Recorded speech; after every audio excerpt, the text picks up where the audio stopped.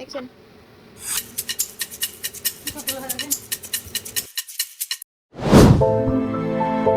Bismillah. Baik ibu-ibu semua, pada pertemuan kali ini kita akan membahas bagaimana gaya hidup sehat yang diajarkan oleh Nabi Muhammad. Kebanyakan dari kita seringkali mencari pola hidup sehat dari luar, sementara Nabi Muhammad itu sudah mengajarkan kita bagaimana cara menjadi pribadi yang memiliki gaya hidup yang sehat. Di antaranya beliau pernah mencontohkan bahwasannya sunnahnya sebelum tidur itu adalah berwudu. Karena Rasulullah SAW pernah mencontohkan agar kita tidur dalam keadaan suci.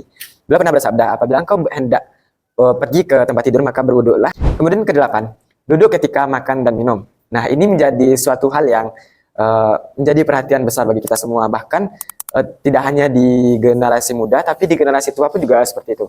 Seringkali kita makan atau bahkan seringkali minum sambil berdiri. Nah, dari segi medisnya itu sangat-sangat tidak baik bagi kita. Karena kalau kita lihat dari segi medis, ketika makan atau minum sambil berdiri, itu makanannya langsung menuju usus pencernaan, tidak transit terlebih dahulu ke lambungnya, sehingga apa yang telah dimakan dan minum itu menjadi sia-sia saja. Proteinnya tidak terserap dan juga vitaminnya juga tidak didapatkan. Tentunya hal ini menjadi dampak yang buruk bagi kesehatan tubuh kita. Kemudian di antara sunnah yang diajarkan oleh Nabi Muhammad ketika masa lampau yaitu puasa Senin Kamis.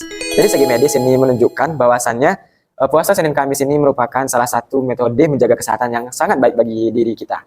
Maka aku ingin ketika malamku diperiksa aku dalam keadaan berpuasa. Itu hadis Nabi Muhammad yang diriwayatkan oleh Tirmizi. Puasa ringan tapi rutin terbukti menyehatkan dan memperbaiki metabolisme tubuh. Nah, dari sini dapat kita lihat bahwasannya sunnah-sunnah Nabi ini memberikan dampak positif bagi tubuh kita. Kemudian terakhir yang telah diajarkan oleh Nabi Muhammad untuk menjaga pola hidup sehat kita atau sunnah yang diajarkan oleh Nabi Muhammad yaitu rajin berolahraga. Ibu-ibu apakah sering berolahraga setiap hari Minggu? Minimal 1 kali seminggu? Jarang ya. Nah, ini tentunya menjadi fokus kita. Bagaimana agar kita menjadi individu yang sehat dan rajin berolahraga sesuai dengan tuntunan atau sunnah Nabi Muhammad. Karena melalui olahraga, fisik kita bakal terjaga, kesehatan kita bakal terjamin, dan juga kita bakal jarang untuk terkena penyakit. Itulah diantara sunnah-sunnah yang telah diajarkan oleh Nabi Muhammad untuk menjadi pribadi atau memiliki gaya hidup yang lebih sehat. Mungkin barangkali inilah kajian kita pada kali ini. Semoga kedepannya ibu-ibu majelis taklim dapat mengamalkannya dalam kehidupan sehari-hari nantinya. Amin, amin, ya rabbal alamin. Sekian kajian kita pada pagi ya, menjelang siang yang cukup cerah ini. Terlebih dan terkurang saya mohon maaf. Billahi taufiq wal hidayah. Wassalamualaikum warahmatullahi wabarakatuh. Waalaikumsalam warahmatullahi wabarakatuh. Ternyata enak juga ya jalanin sunnahnya Nabi. Iya sih. Atau besok kita puasa yuk. Oh, boleh, boleh. Yuk.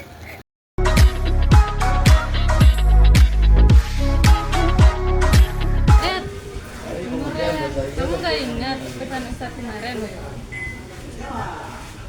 Rasulullah SAW pernah bersabda, jika seorang di antara kalian makan, hendaklah ia makan dengan tangan kanannya. Kemudian minum dengan tangan kanannya, sebab setan makan dan minum menggunakan tangan kirinya. Hadis riwayat Muslim. Keren, makan itu harus pakai tangan kanan. Nih, pakai ini. Kita harus bersih, Ren. Oh iya ya. Makasih ya, Tik. Baca doa dulu, Ren. Wah, Ingat kata Ustaz. Membaca bismillah sebelum makan, agar setiap apapun yang masuk ke dalam diri kita ini diberkahi dan memberikan dampak positif bagi diri kita nantinya. Kemudian di antara hadis Nabi mengenai membaca bismillah sebelum makan itu adalah, jika salah seorang di antara kalian makan, hendaklah membaca bismillah terlebih dahulu. Jika ia lupa pada awalnya, maka hendaklah ia mengucapkan bismillahi awaluhu wa akhiruhu. Hadis riwayat Abu Daud dan Tirmizi. Di sini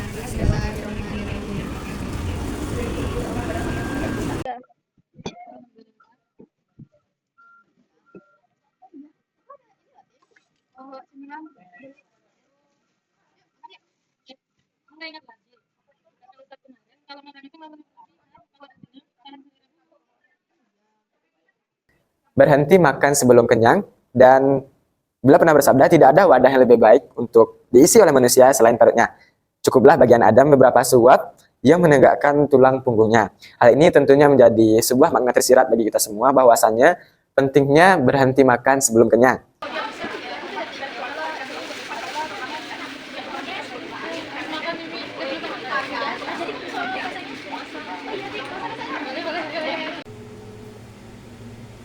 Ada yang udah coba challenge nggak?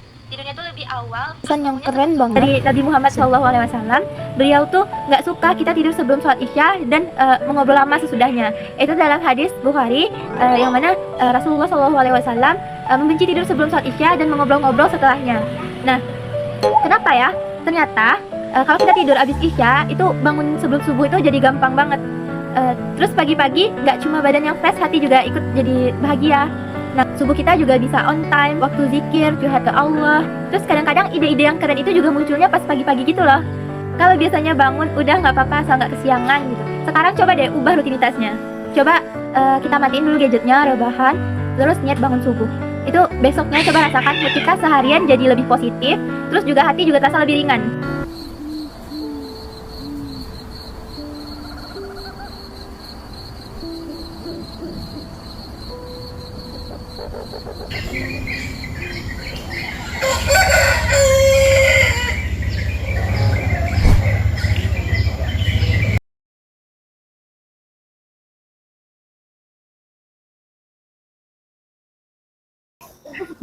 Ya, seru banget tadi.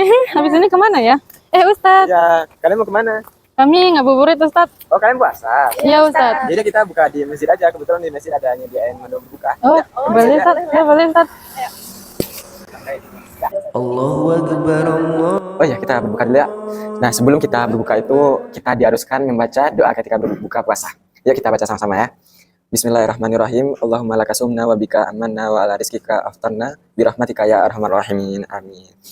Ibu-ibu semua, di antara sunnahnya ketika berbuka puasa itu adalah memakan makanan yang manis. Nah, tadi saya sebelum berangkat pengajian membawa roti yang bisa kita gunakan untuk berbuka. Boleh dicicipi ibu-ibu semua? Nih. Bismillah.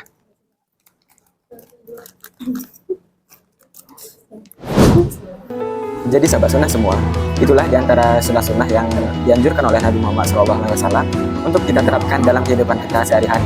Karena berdasarkan bukti ilmiah atau penelitian ilmiah, terbukti bahwasannya sunnah-sunnah yang telah diajarkan oleh Nabi Muhammad tadi memberikan dampak positif bagi diri kita nantinya.